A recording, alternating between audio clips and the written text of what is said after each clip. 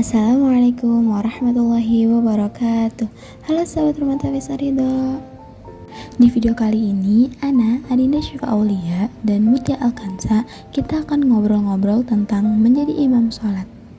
Ini merupakan ujian akhir semester 1 tahun ajaran 2024-2025. Simak videonya ya. Oh iya, sebelumnya kalian tahu gak sih, ada beberapa syarat-syarat yang wajib dipenuhi sebelum menjadi imam sholat. Oh, ada syarat-syaratnya juga. Iya, ada. Nih aku kasih tahu. Yang pertama itu ada muslim atau Islam. Kalau itu udah pasti gak sih? Kan gak mungkin kalau jadi imam ternyata orang itu bukan Islam. Nah, iya itu. Makanya muslim atau Islam itu termasuk syarat wajib menjadi imam. Selanjutnya itu berakal.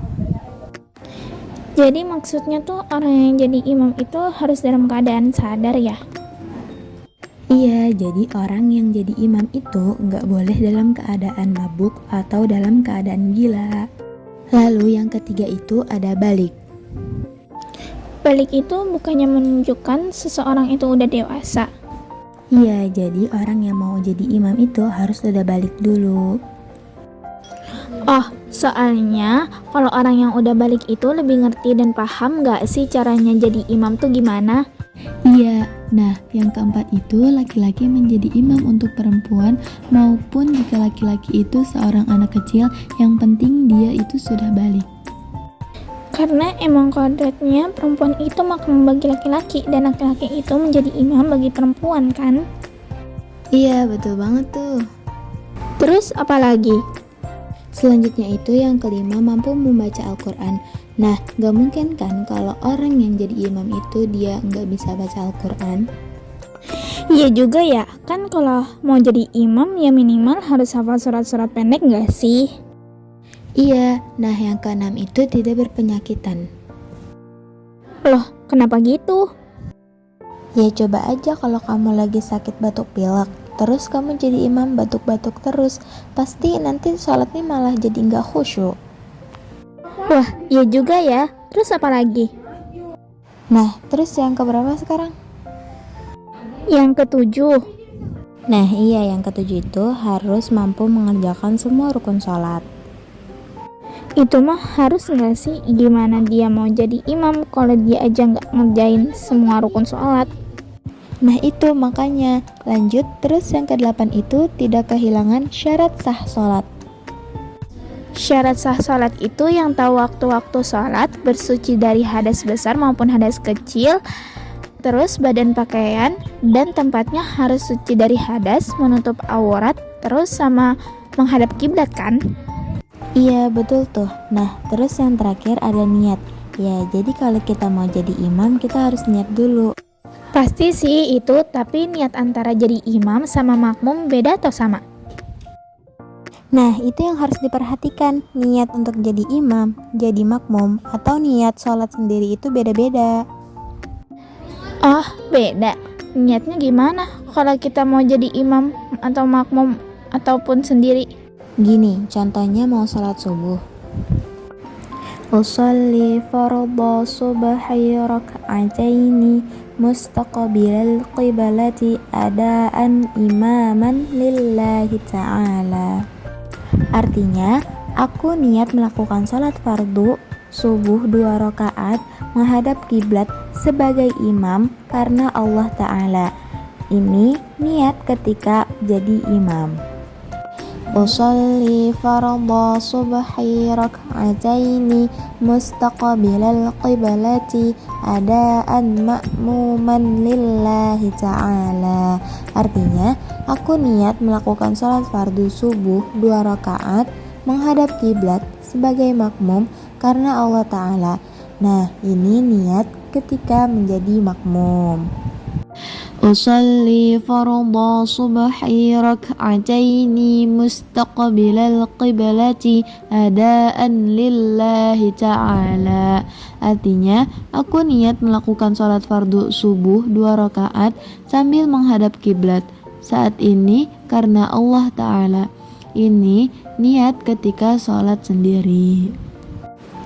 Gitu, beda banget kan artinya. Jadi jangan sampai keliru. Oh gitu. Oke, kamu tahu nggak sih siapa aja yang berhak jadi imam? Siapa aja emang? Yang pertama tuh orang yang lebih fasih dan akro dalam membaca Al-Quran. Oh, berarti yang bisa membaca Al-Quran dan fasih dalam membacanya itu berhak ya? Berhak banget. Enak gak sih didengarnya kalau orang jadi imam itu fasih membaca Al-Qurannya? Iya, makhorijul hurufnya, tajwidnya, dan tahsinnya juga benar. Lanjut, terus orang yang lebih paham fikih. Nah, itu berhak tuh jadi imam. Iya, itu juga penting banget gak sih? Apalagi dia paham bagaimana cara menjadi imam. Lanjut, terus orang yang lebih banyak hafal Al-Quran. Iya, itu juga penting banget. Kalau dia jadi imam kan bisa ganti-ganti surat. Jadi bacanya nggak itu-itu aja. Bahkan kita aja syarat jadi imam itu minimal harus hafal 1 juz kan? Iya, lanjut. Terus orang yang lebih tua usianya. Tapi dengan syarat beliau harus bisa membaca Al-Quran, terus paham juga gimana caranya jadi imam. Terus orang yang punya wilayah. Misalnya nih, kita lagi berpergian, terus kita singgah dulu di suatu masjid. Nah, kita ini nggak berhak menjadi imam. Yang berhak itu orang-orang yang tinggal di sekitar sana. Itu baru berhak, walaupun biasanya kita imam, tapi kita nggak berhak. Yang berhak orang yang tinggal di sekitar situ. Oh, begitu.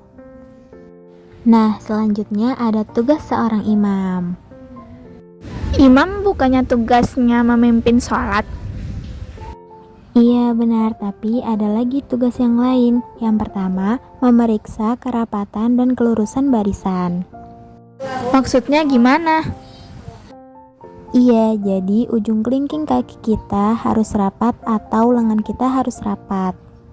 Yang kedua, memberi informasi yang diperlukan seperti memberi informasi sholat nanti ada ayat sajadah atau sujud tilawahnya. Nah, imam tersebut harus memberitahu karena kan nggak semua makmum tahu ayat-ayat sajadah atau sujud tilawah. Jadi harus diberitahu biar makmumnya tidak salah dalam sholatnya. Oh gitu ya, biar nggak bingung juga makmumnya. Iya, terus juga imam itu lebih baik meringankan sholat. Meringankan sholat gimana? Imam itu jangan baca suratnya panjang-panjang, misal 2 lembar. Kan nanti nggak tahu makmumnya, takutnya ada yang udah lanjut usia dan nggak bisa berdiri lama-lama. Oh, dalam kondisi seperti itu, imam juga harus memahami makmumnya ya? Iya betul. Nah, Kadin, tahu nggak sih ada orang yang tidak sah tahu menjadi imam? Loh, kok ada yang nggak sah? Gimana tuh maksudnya? Iyalah, seperti orang yang beruzur, orang yang fasik, atau ahli bid'ah, dan perempuan mengimami laki-laki. Orang yang fasik atau ahli bid'ah gimana sih? Jadi, kalau orang yang ahli bid'ah jadi imam, takut nanti malah mengada-ngada. Yang gak ada malah diadain, dan yang ada malah gak diadain. Oh gitu ya. Mau tahu gak wanita itu boleh jadi imam tahu? Jadi imam?